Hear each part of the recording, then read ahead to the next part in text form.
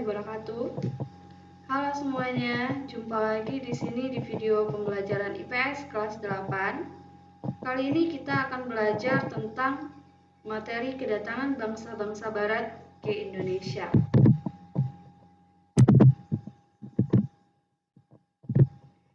Nah, ini adalah rutenya ya. Belanda merupakan negara yang paling lama menjajah Indonesia.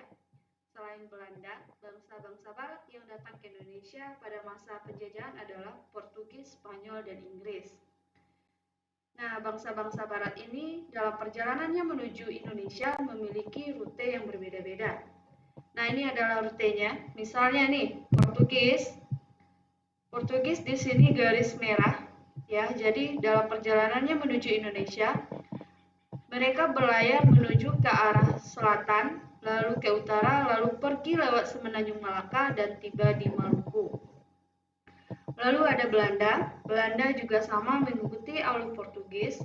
Dia pergi ke selatan, lalu sampai di Pulau Jawa. Lalu ada Spanyol. Nah, Spanyol mengambil jalur barat, lalu sampai di Filipina dan akhirnya sampai di Indonesia. Nah, kita akan lihat satu persatu ya.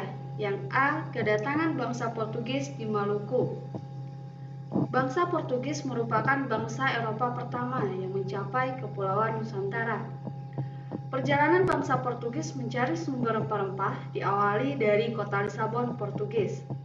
Pada tahun 1486, Bartolomeus Dias melakukan pelayaran pertama menyusuri pantai barat Afrika. Ia bermaksud melakukan pelayaran ke India, namun gagal. Jadi, perjalanannya hanya sampai di Tanjung Harapan karena kapalnya dilanda angin topan dan akhirnya kembali ke negerinya. Portugis mencapai Malaka pada tahun 1511 di bawah pimpinan Alfonso de Albuquerque.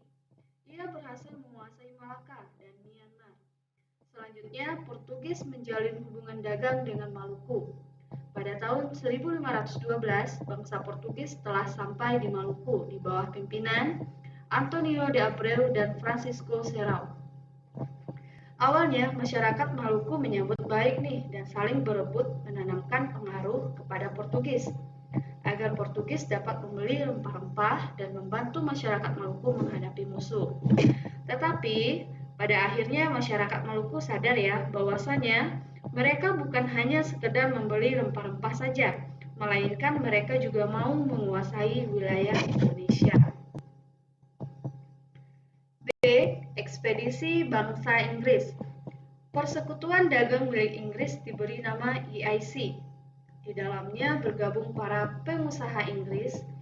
Nah, walaupun Inggris tiba di Kepulauan Nusantara, namun pengaruhnya tidak terlalu banyak seperti halnya Belanda. Hal ini disebabkan EIC terdesak oleh Belanda sehingga Inggris menyingkir ke India, Asia Selatan, dan Asia Timur. C. Kedatangan bangsa Belanda di Jayakarta atau sekarang disebut Jakarta. Jayakarta merupakan pelabuhan penting di Pulau Jawa yang kemudian menjadi markas VOC.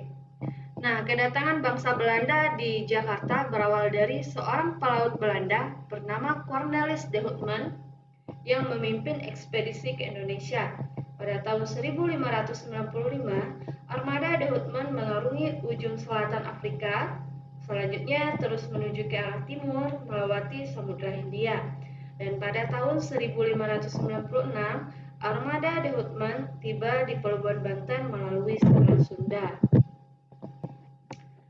Kedatangan Houtman di Indonesia kemudian disusul oleh ekspedisi-ekspedisi lainnya. Dengan banyaknya pedagang Belanda di Indonesia, maka muncullah persaingan di antara mereka sendiri. Untuk mencegah persaingan yang tidak sehat, pada tahun 1602 didirikanlah VOC atau Perserikatan Maskapai India Timur yang merupakan merger atau penggabungan dari beberapa perusahaan dagang Belanda. Gubernur Jenderal pertama VOC adalah Peter Both. Ia mendirikan pusat perdagangan di Ambon, Maluku. Namun kemudian pusat perdagangan dipindahkan ke Jayakarta atau Jakarta. karena VOC memandang bahwa Jawa lebih strategis sebagai lalu lintas perdagangan. Selain itu, Belanda ingin menyingkirkan saingan mereka yaitu Portugis di Malaka.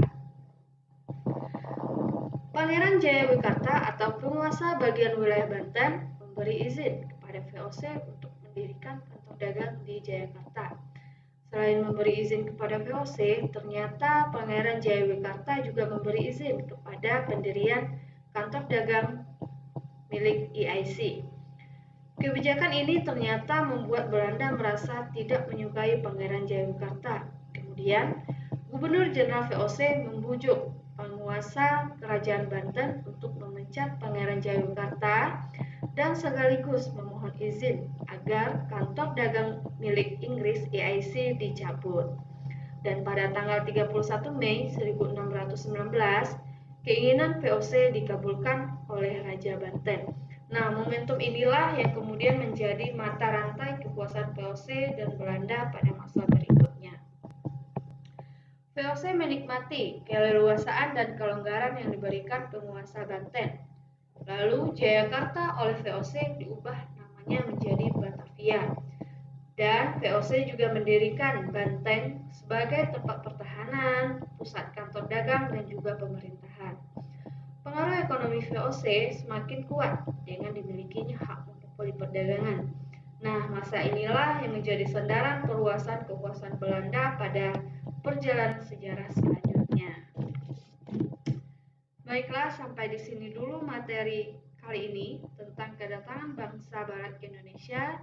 Terima kasih atas perhatiannya, dan untuk selanjutnya kita akan membahas materi pada subbab B, yaitu kondisi Indonesia pada masa penjajahan.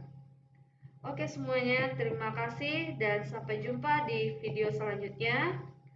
Assalamualaikum warahmatullahi wabarakatuh.